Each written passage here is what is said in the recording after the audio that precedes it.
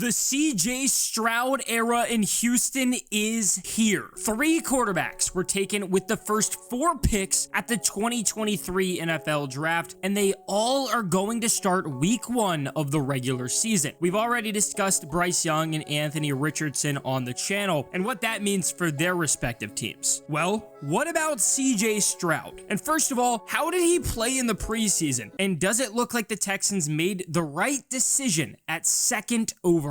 So CJ Stroud did only end up throwing 1 touchdown this preseason. It came in week 3 versus the Saints. It wasn't anything crazy, but it's definitely a confidence booster to finally get that first pro touchdown. It's a play action fake, and Stroud ends up hitting Nico Collins on a crossing route. Finally, he got that much needed touchdown. Stroud didn't play much in week 3 of the preseason. He only played 2 series and went 2 of 4 for 16 yards. The game he did play the most was week 2 against the Dolphins. He ended up going 7 of 12 for 60 yards. It was probably the best his offensive line did play in the preseason, which certainly helped. He looked like the same guy he was in college. Here in the first quarter, this was peak CJ Stroud at Ohio State. It's 12 personnel and the Texans run a bootleg, so he's on the run trying to make this pass and accurately gets it right to Noah Brown for a 14-yard gain. It showed Stroud was able to make those NFL-level plays, but there is still certainly some improvements to be made. Later in the drive, he goes to Brown again, and it's broken up. It's actually a pretty solid pass, and Stroud is just trying to fit this in a really tight window, and is just a pinch late, and it's broken up. That's really just how tight the margins are in the pros. You have to be near perfect, and Stroud's learning that. His first game in the preseason,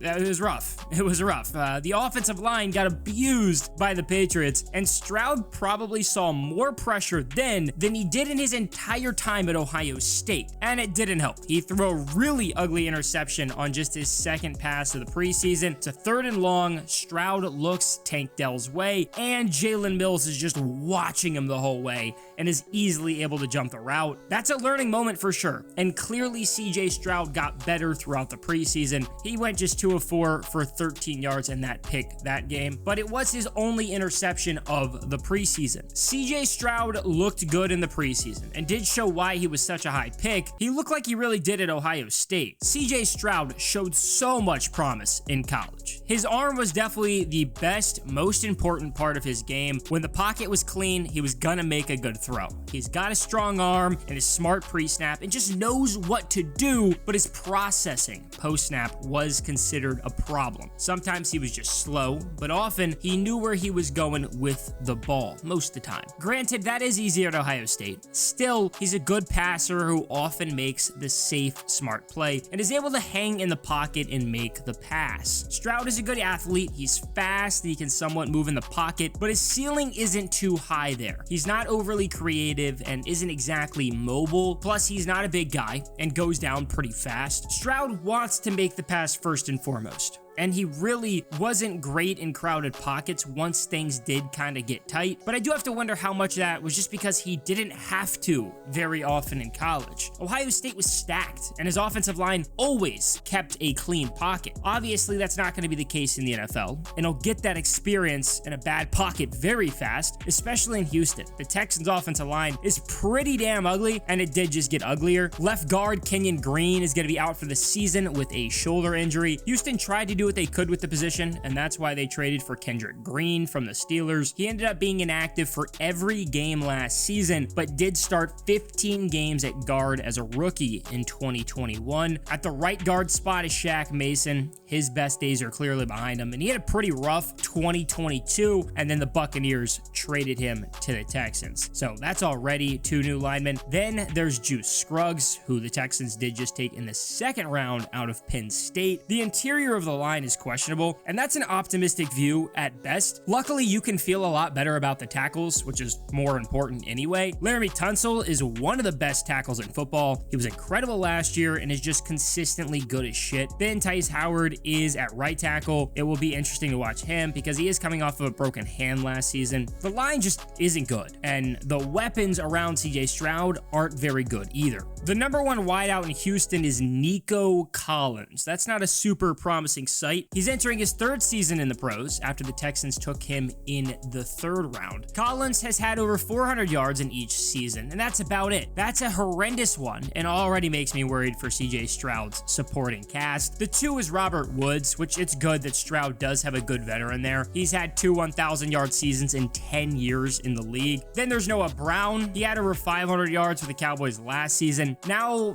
here are the young guys that everyone is actually excited about. For one, we get to actually see John Mechie this year. He was diagnosed with leukemia last offseason, and he did beat it. Now he's back, and we finally get to watch him in the pros. The Texans also drafted 2 wide receivers this year. Tank Dell has made a lot of noise this preseason after he was a third-round pick from Houston. Then the Texans took Xavier Hutchinson out of Ohio State in the 6th, and at tight end, I actually feel really good about Dalton Schultz there. Like Noah Brown, he was in Dallas last year and had over 500 yards, but his career best season came back in 2021 with 800 yards and 8 touchdowns. Now for the run game, Dameon Pierce is going into year 2 after he had 900 yards as a rookie. The Texans did go out and also sign Devin Singletary this offseason. He's rushed for 800 yards in each of his past 2 seasons and should certainly have a role in the Texans offense. Houston hasn't exactly set up CJ Stroud for success as a rookie, but he is now the focus of a new era of Texans football. The Texans have their 4th different head coach in 4 years, and hopefully it's finally time for one to stick around. Bill O'Brien was there for a while and had some success, but then David Culley and Lovie Smith both only were there for 1 season. Ryans did play for the Texans, so he's already a fan favorite, but how long will that last? He's gonna need some time to turn around the Texans, and luckily it helps having a young, promising quarterback, but he is a defensive guy, so a lot of that is gonna rely on the offensive coordinator, Bobby Slowick. He'd been with the 49ers since 2017 and was actually on that crazy Redskins coaching staff in 2012, so just another name to add to that list. Another funny tidbit about him, he didn't coach in the league from 2014 to 2016, and I figured out that he was actually an analyst with PFF before Kyle Shanahan hired him once he got the Niners job. Slowick's gonna have to play a big role in the development of CJ Stroud now, and that's really what is the most important thing for the Texans this year. Nobody expects the Texans to be any good right now, especially not me. Houston sucked last year, and guess what? They're gonna suck again. That's just the reality, but the key is gonna be seeing some improvement. It's a different coaching staff with a lot of new guys on the roster, and the rebuild is full steam ahead. Houston has to accept life after Deshaun Watson, and luckily they don't have to rely on Davis Mills anymore. It is CJ Stroud's team now, and in order for the Texans to eventually be a good team, he needs to properly develop. The team around him isn't very good, and hopefully that doesn't hurt but so much, but he's a rookie that went high at the draft. That's just how it goes. The teams around Bryce Young and Anthony Richardson suck too. That's why their teams drafted a quarterback early. It's a whole new identity in Houston now. It's the CJ Stroud show,